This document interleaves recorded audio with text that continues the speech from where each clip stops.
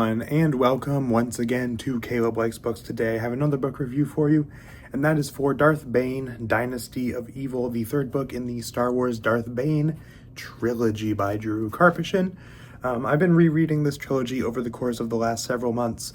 I believe I read book 1 in November-ish, I think, maybe. And then I read book 2 in January, and then now have read book 3. I first read this trilogy a few years ago now, and I loved it at the time. I thought it was amazing. This reread, it's gone down slightly in my estimation, but I still have enjoyed it quite a lot.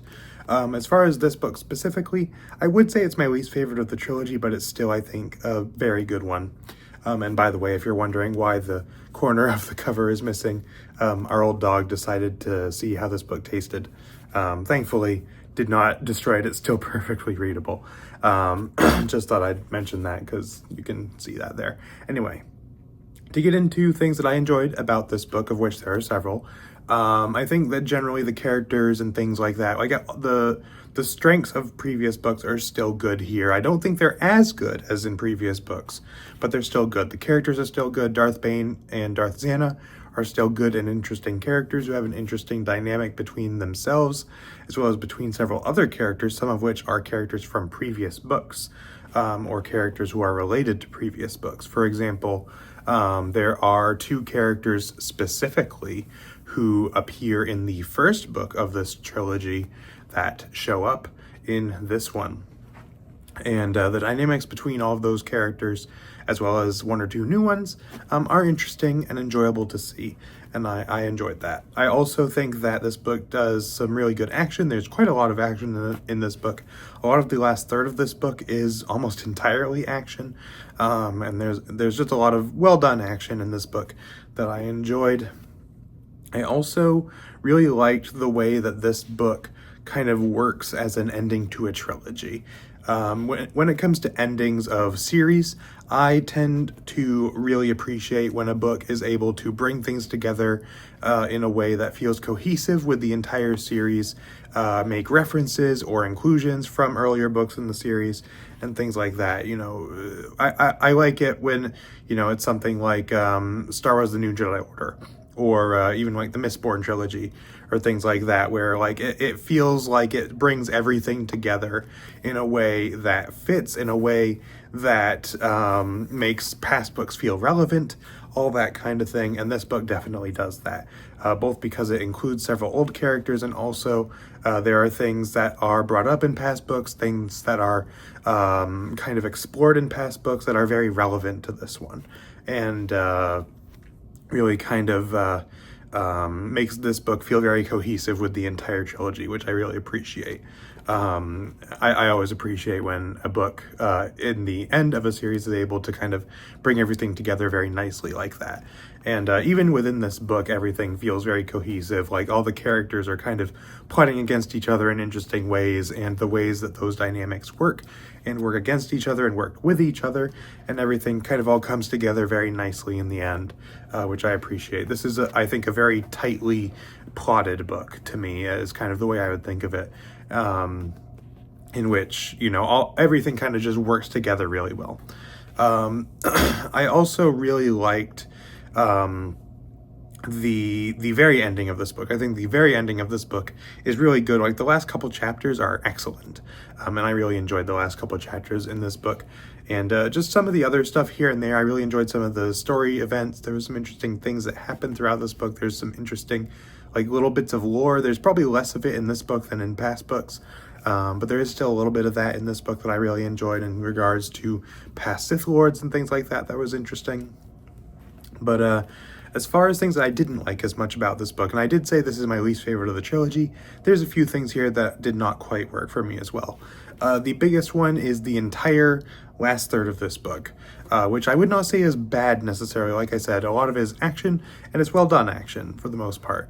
And there's some interesting character interactions. All of the different characters that I mentioned, Bane, Zana, some new characters, some old characters, all kind of come together in interesting ways. And that is all done pretty much at the end of this book, the last third of this book, in which all of these characters basically are in this prison type thing. And that's basically where the entire last third of this book takes place. And that section to me was not as engaging as the rest of this book or even the rest of the trilogy. I just thought it was just not super interesting. Like, the events that led there were interesting and were, like I said earlier, kind of tied in nicely to past books. But the last third of this book in general just didn't work quite so well for me. Just in terms of how engaging it was, in terms of how interesting it was.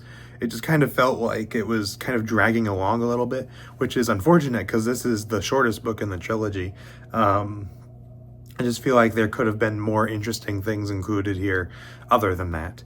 I also do think that the character dynamics are maybe not as interesting as in past books. It feels very cohesive once again, like the themes within this book and the dynamics between characters feel very, like, it all kind of relates to central themes within this book, and it all kind of relates to one another in interesting ways.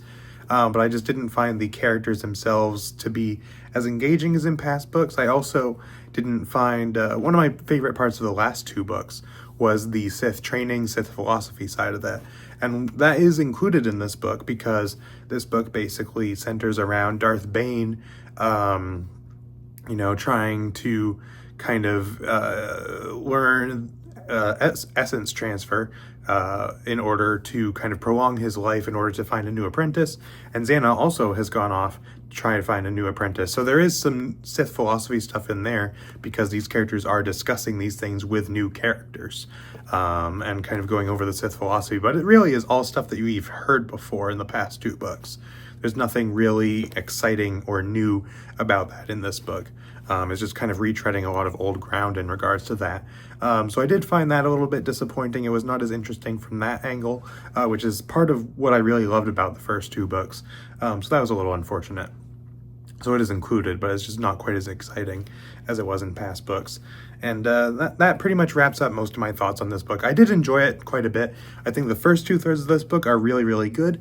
I really enjoy the way that it ties into past books. I really enjoy the way that this book itself kind of feels by itself. It feels very cohesive with itself. Everything ties in together very nicely in the end, both in terms of this book specifically as well as tying into past books.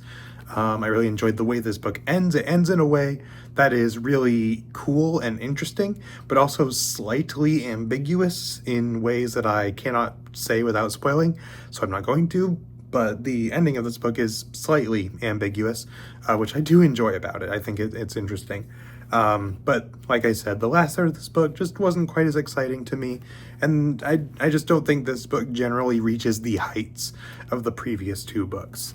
It's still well done, it's still enjoyable to read, but the other two, in my opinion, are head and shoulders above this one. As far as a rating I'd give Dynasty of Evil, I would give it a 7.5 out of 10. Definitely an enjoyable book, definitely a good book, I would say. Just not quite as good as the first two, in my opinion. I can't remember what I gave the first two. I want to say I gave them like an 8.5 and a 9, respectively, between 1 and 2. So this one I would say is a decent step down, but still an enjoyable book, still a good book, still includes a lot of the things that I enjoyed about the first two books, just to a lesser degree, I would say. So that's pretty much my thoughts on this book. Let me know if you have read this one before in the comments, what you thought of it, if it was your favorite in the series, if it's your least favorite like me, whatever you thought of it, let me know in the comments below. So that's pretty much it for this video. So thank you all for watching, and I will see you all next time.